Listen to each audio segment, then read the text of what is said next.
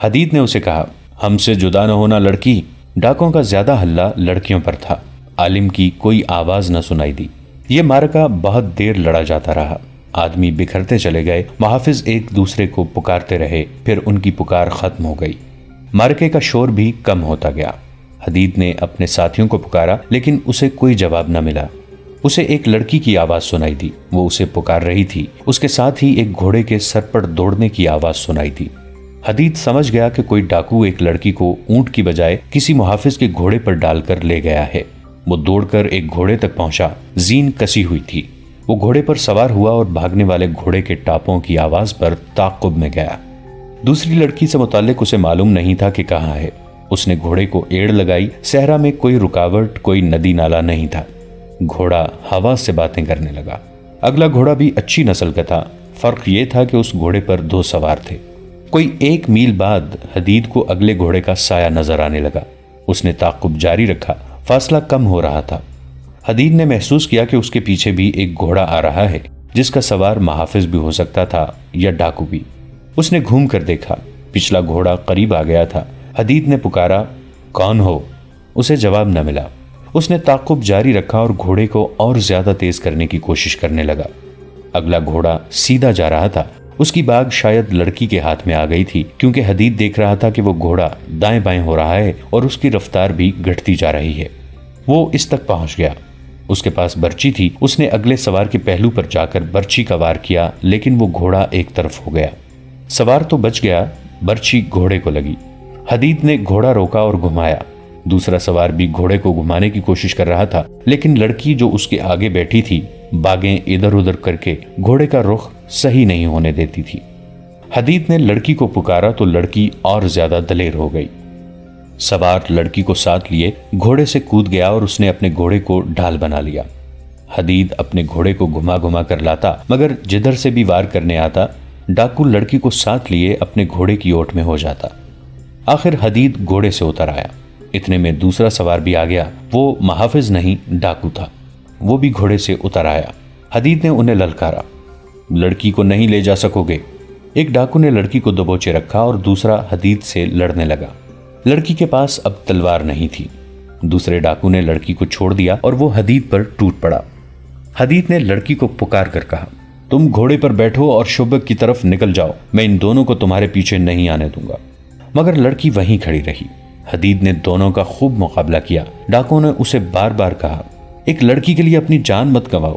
حدید نے ہر بار یہی جواب دیا، پہلے میری جان لو پھر لڑکی کو لے کے جانا۔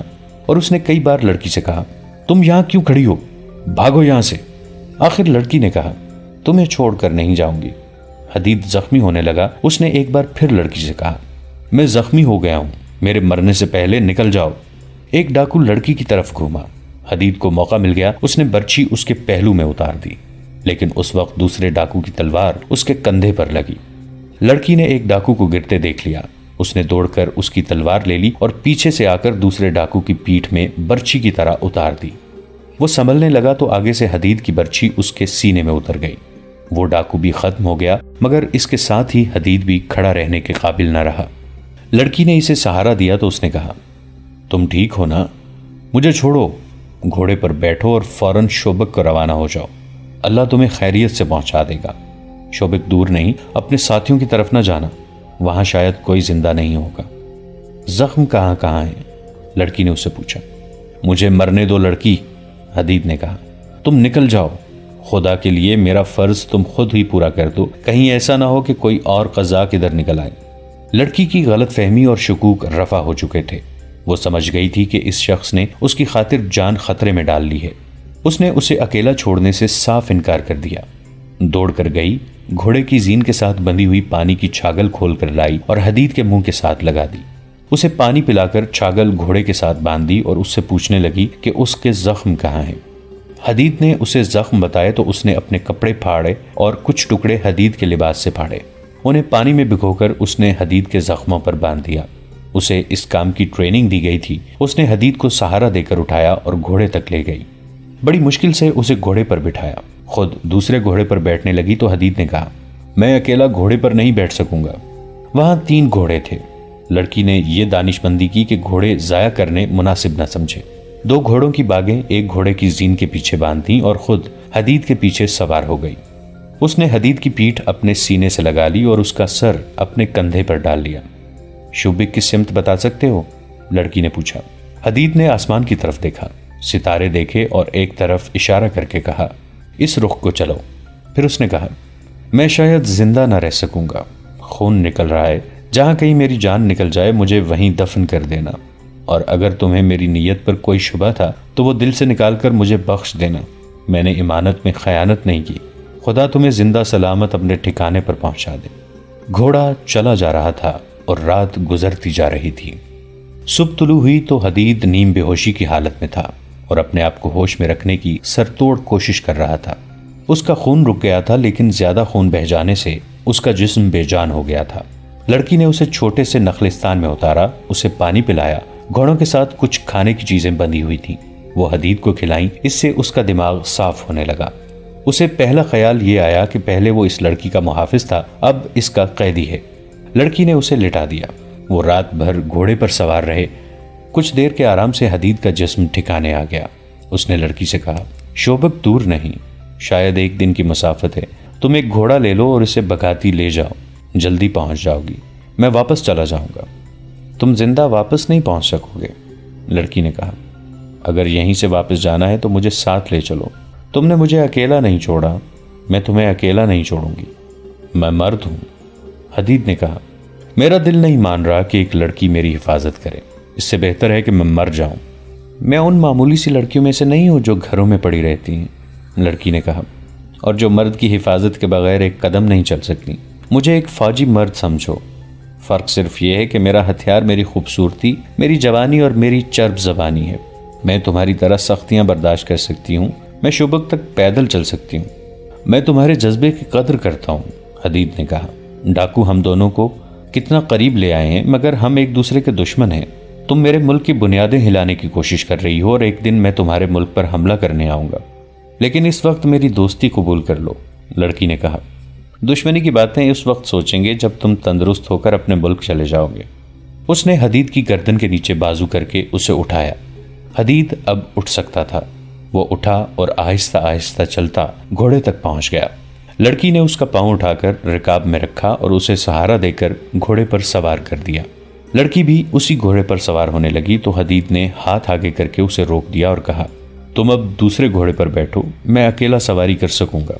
इसके बावजूद मैं इसी घोड़े पर बैठूंगी, लड़की ने कहा, तुम्हें अपने साथ लगाए रखूंगी।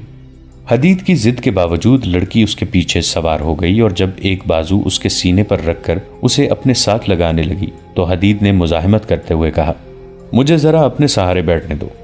लड़की ने उसे जबरदस्ती अपने साथ लगाकर उसका सर अपने कंधों पर डाल लिया और उसने हदीद से पूछा, मैं जानती हूं तुम मुझे बदकार लड़की समझकर मुझसे दूर रहने की कोशिश कर रहे हो। नहीं, हदीद ने कहा, मैं तुम्हें सिर्फ लड़की समझकर दूर रहने की कोशिश कर रहा हूं। अगर तुम्हें अपने करीब करने की ख्वाहिश होती तो 2 रातें तुम बेबसी की हालत में मेरी कैद में रही हो। मैं तुम्हें अपनी लोंडी बना सकता था, लेकिन मैंने अपने ऊपर शैतान का गलबा नहीं होने दिया था। अब तो मुझे ऐसे महसूस होता है जैसे मैं अमानत में खयानत कर रहा हूँ। मेरे अंदर गुनाह का एहसास पैदा हो रहा है। तुम पत्थर तो नहीं हो, लड़की ने उससे पूछा। मुझे तो जिस मर्द ने देखा है भूखी नजरों से देखा है। मैंने सिर्फ इतनी सी कीमत देकर तुम्हारी कौम के 2 मोमिनों के ईमान खरीद लिए थे। कितनी कीमत? हदीद ने पूछा। सिर्फ इतनी सी कि उन्हें पास बिठाया और सर अपने कंधे पर रख लिया था।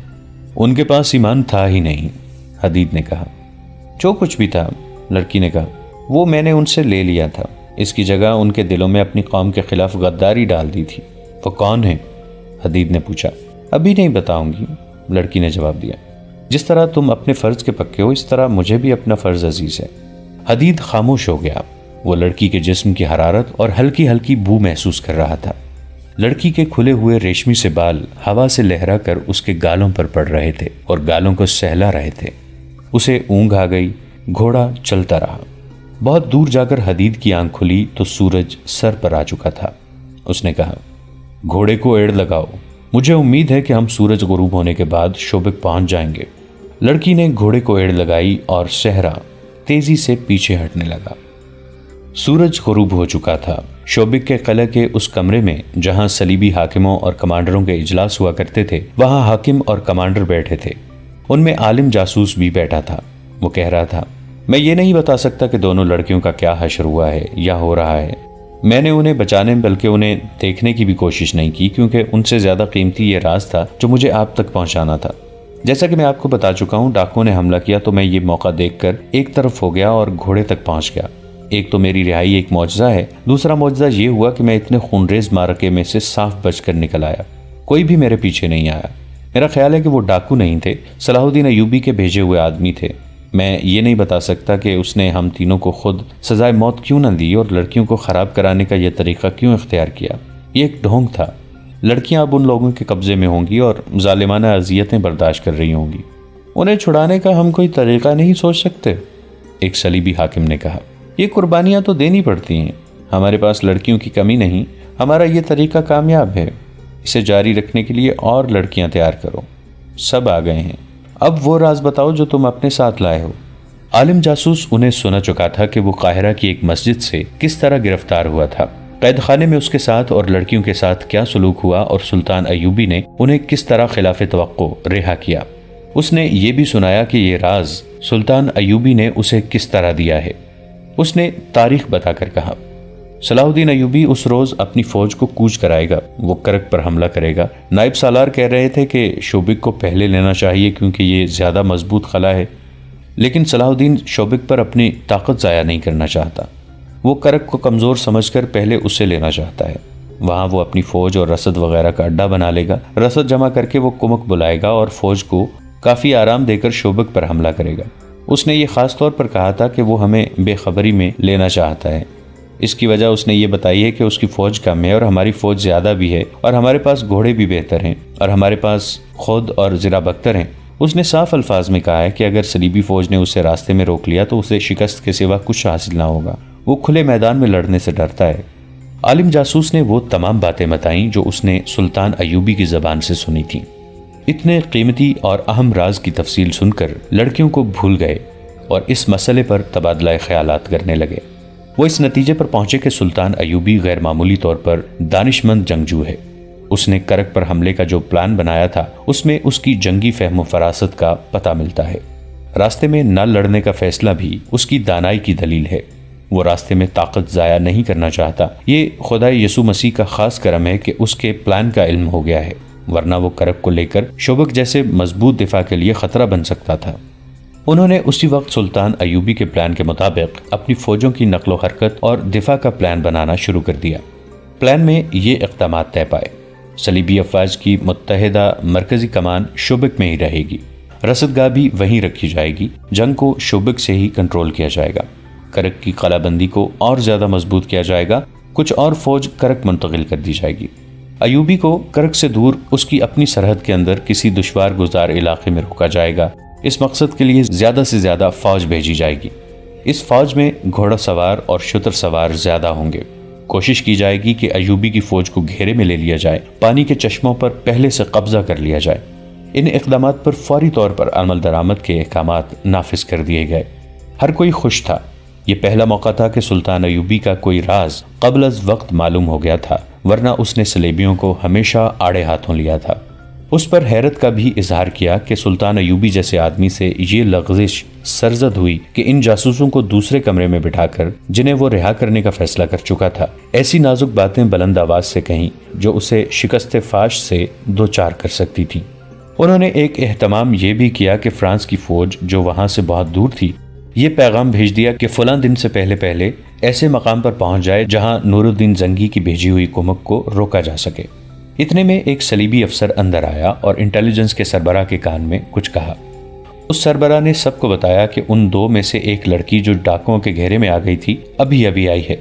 इत्तला मिली है कि उसके साथ एक जख्मी मुसलमान मुहाफिज है।